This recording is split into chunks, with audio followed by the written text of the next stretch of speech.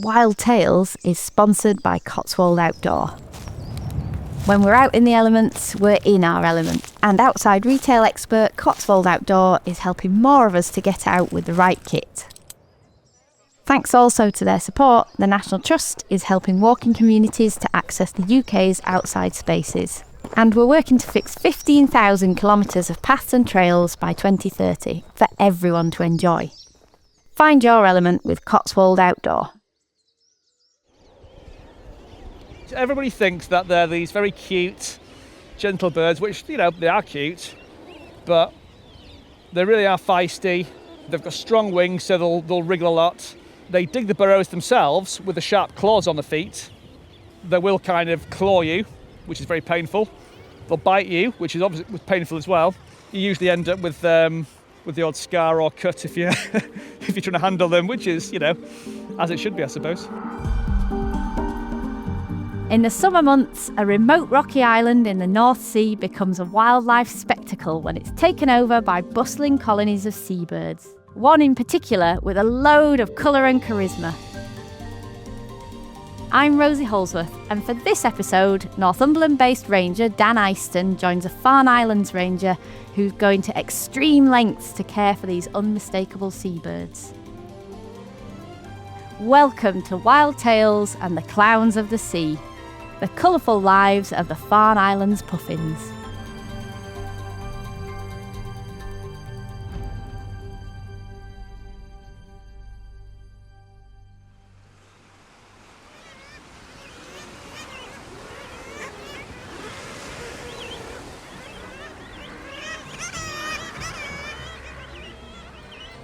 The Farne Islands are a wildlife haven 1.5 miles off the coast of Northumberland, made up of 28 islands forming the inner and outer Farnes. On the 10th of August 1925, the Farne Islands came into the care of the National Trust, so we're celebrating the 100th anniversary.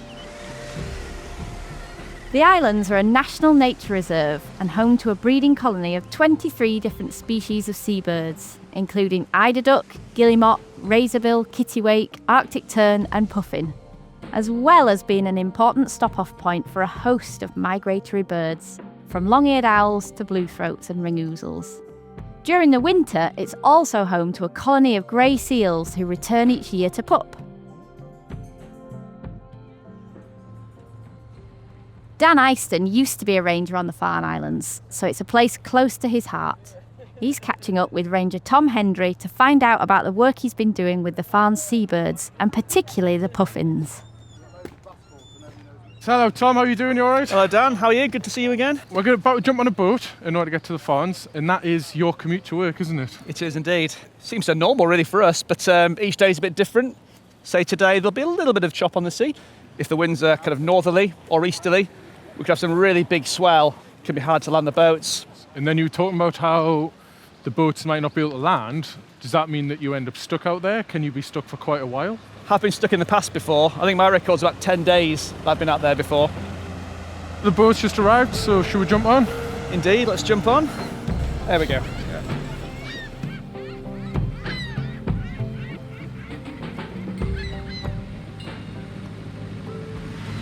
So we've just left Seahouses Harbour in the boat into the North Sea, and it's particularly choppy today. So what sort of wildlife would you expect to see on this commute? Well, a mixture really. So we'll see some of our birds going back and forth, kind of gathering food to feed their young. So it could be guillemots, could be shags, kittiwakes. A bit closer to the island, that's when we'll start to see the puffins. If you're very lucky, we do see dolphins every few days, sort of passing through. The odd seal kind of bobbing its head up as well. We do have a big population of seals around the Farnes. But this time of year, not so many. In recent weeks, we've had a pot of orca that have been visiting as well. Nice. It's the first time around the islands themselves for around 30 years or something. So a really, really big deal seeing them. A big deal seeing them again, yes. Yeah, so how was it seeing the orca? I mean, what was that like? Oh, it was really exciting. I'd never seen any orca before, so I was just thrilled to see them. I've been in the island since 2016, and you hear all the old stories from the 80s and before about orca. There used to be orca around, so you always just think, it'll never happen. And then you see those massive fins, finally, everyone getting excited. Yeah, something else really. Amazing.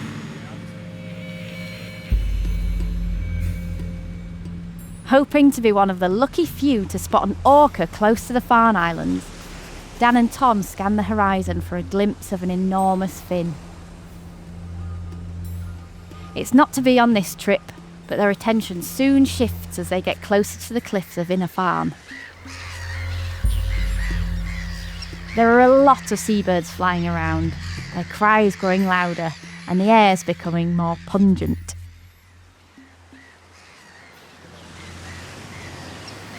So the boat's coming in close at those cliffs. We're going to have a quick look at what's going on. And the first thing that hits you is the smell. It is an assault on the senses, we'll say.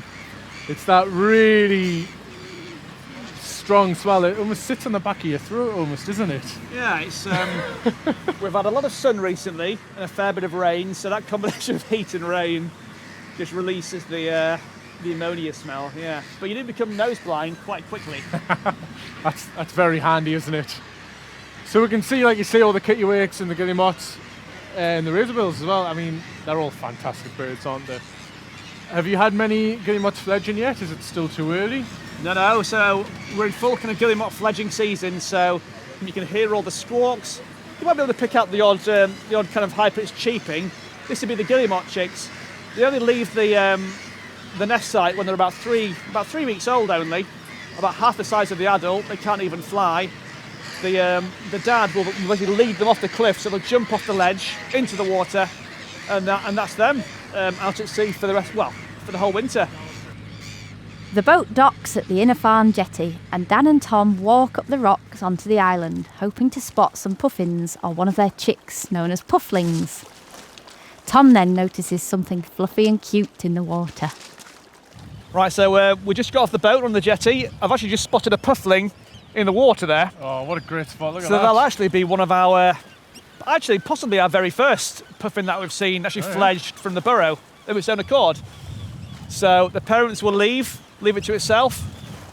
Under cover of darkness, it'll leave the burrow, make its way down through the vegetation and out to sea. And that's it now. For the next 2 years of its life, it'll just be on the water the whole time. Can we go have a look up at the puffin burrows, see if we can see any more pufflings knocking about, maybe? Yeah, let's take a look. To get to the puffin burrows in the centre of the island, Dan and Tom first have to pass through the Arctic tern's nesting site. Visitors are advised to wear a protective hat for what's about to happen. Walking up, we can hear the Arctic terns as we go, can't we? Yeah, so the first zone seems to be the Arctic tern zone, which tend to like nesting around our buildings and our kind of infrastructure, weirdly. So this means that we will be running the gauntlet in a way. They do like to quite vigorously defend their young by attacking us, dive bombing us. That's them they're sort of flowing up and they're really chattering above our heads, and the odd ones dive bombing. Luckily, haven't been pecked yet. Yeah, it's that call, isn't it? That really sort of chattering call that they like to do. That's right, yeah. And you can probably see there's chicks of different sizes. Here we go. Oh, there we go. There's the first peck. It's not too bad through the hat, is it? But you definitely know they've been. I mean, I wear quite a thick hat, so in my experience, they always manage to get the hole or the weak point. God, it's good to be back. Yeah. As Dan and Tom reach the puffin burrows, they can see the little black and white seabirds with their colourful bills and legs scuttling around and flying past. Inner Farne is a perfect habitat for the puffins to create their underground homes, with only the entrances visible at the surface. So walking more towards the puffin burrows, and a lot of them have just flown out to sea, kind of flying straight in front of us, really. They almost seem quite clumsy flyers compared to the other birds. But they move at quite a pace, don't they? They do. Very fast wing beats. They're not a massive bird. We're just looking at some here, and they're 15 centimeters tall.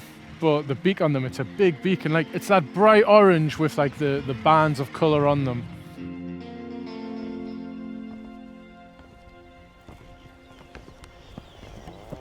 And yeah, so the beak's here for the summer, and then they lose the beak, don't they? So they do, yeah. They lose that characteristic trait. They do, yeah. It's like a sheath that comes off, like the coloured sheath comes off, and they've got to have a much sort of darker bill for the winter plumage.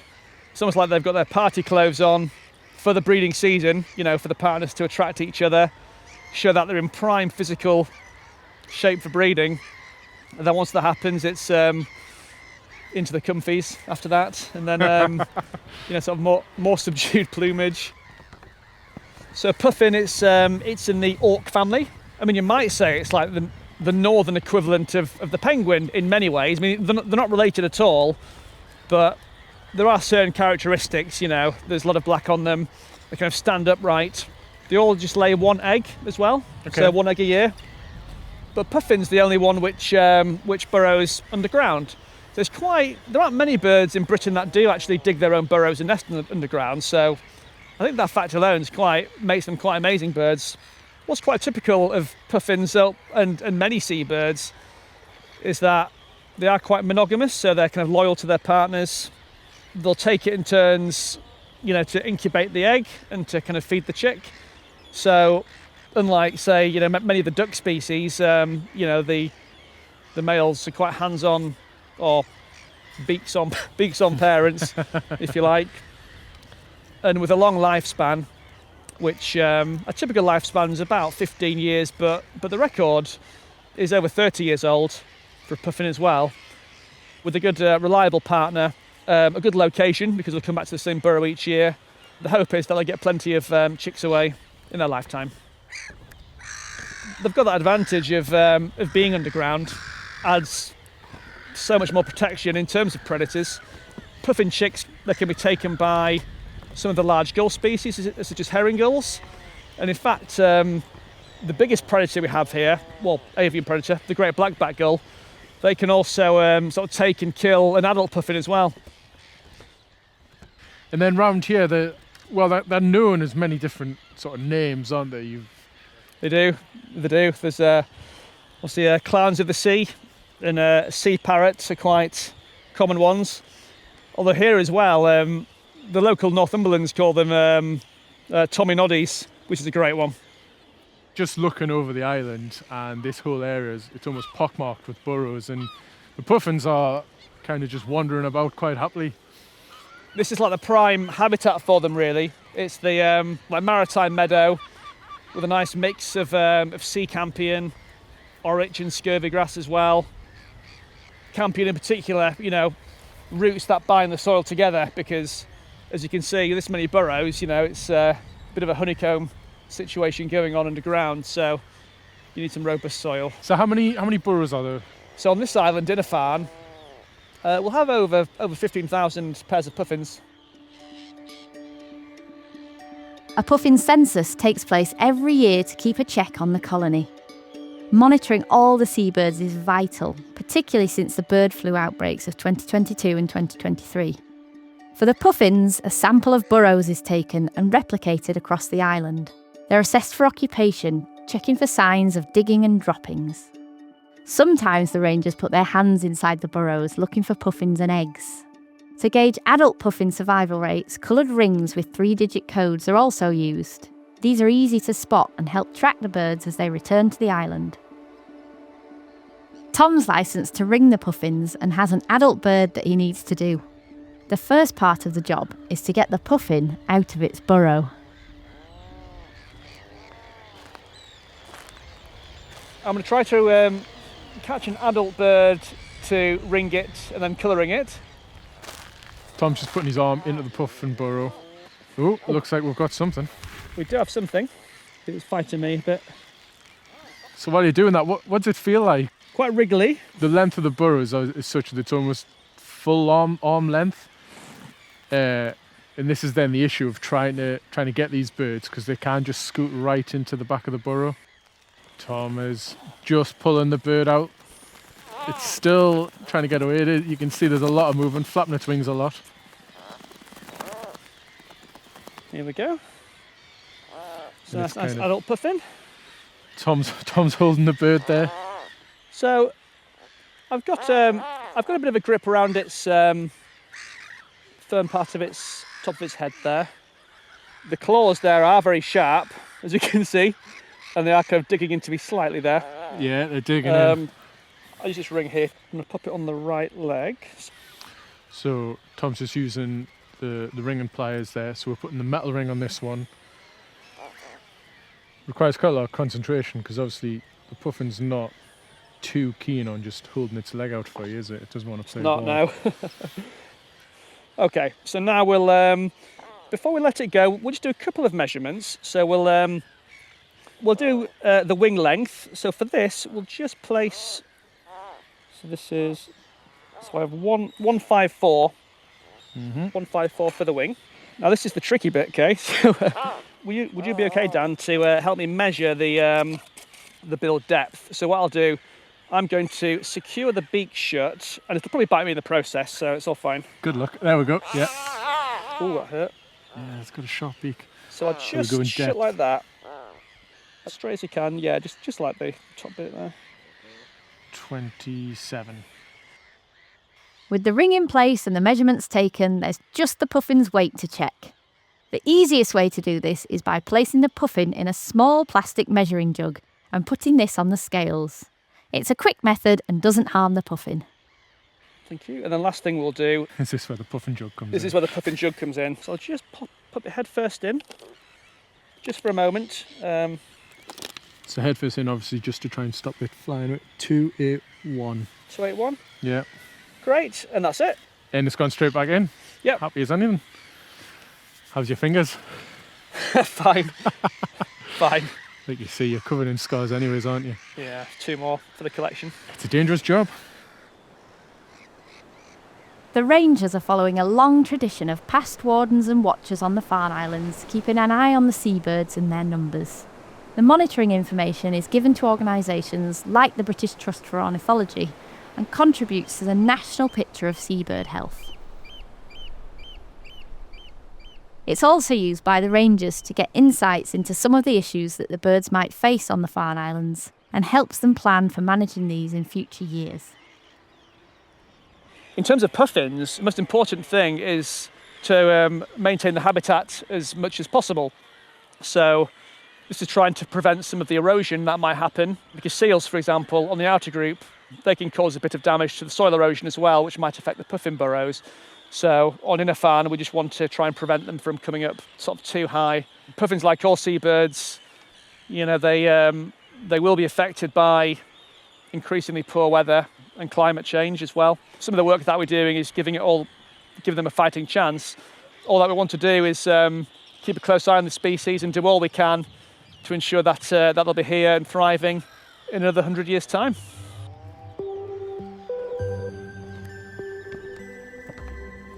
It's been a real pleasure being back on the Farne Islands. I hadn't quite realised how much I'd missed the place until we came back on, but it's just been lovely seeing all the birds and seeing the puffins. They're such a charismatic animal. But what's really nice is just sort of hearing that good news story. The population is stable, they are still here and they are doing well, which is what we want to hear going forward. This is such a difficult environment to work on. There's a lot of challenges working here. You get pooed on, you get pecked, and that's just part of your normal day job. But it is really such a privilege to experience the habitat and lives of these amazing birds, and that is going to stay with me forever.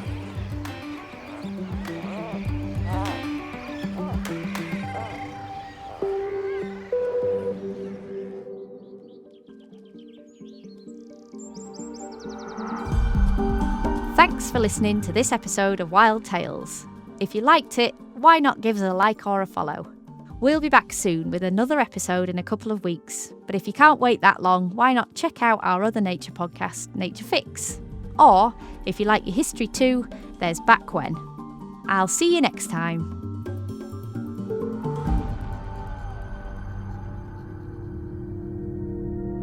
Wild Tales is sponsored by Cotswold Outdoor, your outside retailer and epic guides to adventure. Quick breathers, calming walks, or heart-pounding hikes, we feel better when we get out more. Find quality kit and 50 years of outdoor wisdom. Plus, National Trust supporters get 15% off walking kit in-store and online. feel in your element in the elements at Cotswold Outdoor.